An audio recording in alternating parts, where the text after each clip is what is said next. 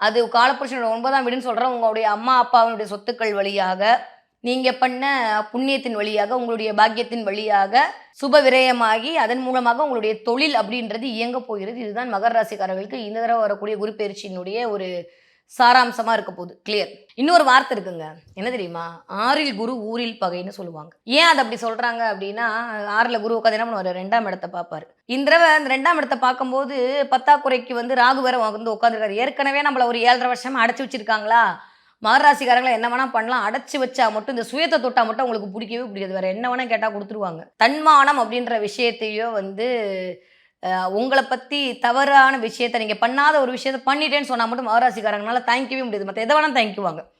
அப்படியே சீறுகொண்ட சிங்கமா வெகுண்டு எழுந்துருவாங்க. அந்த மாரி இந்த தடவ ஒரு 7½ வருஷம் ஒரு பிடிப்புல இருந்து நீங்க பண்ணாத விஷயத்தெல்லாம் பண்ணேன்னு சொல்லி உங்கள டார்ச்சர் பண்ணிட்டு விட்டு போம்போது, மடை திறந்த வெள்ளமா நீங்க அப்படியே சீறி பாயலாம்ன்னு நெனைக்கும்போது, அந்த இடத்துல வந்து ராகு உட்கார்றாரு.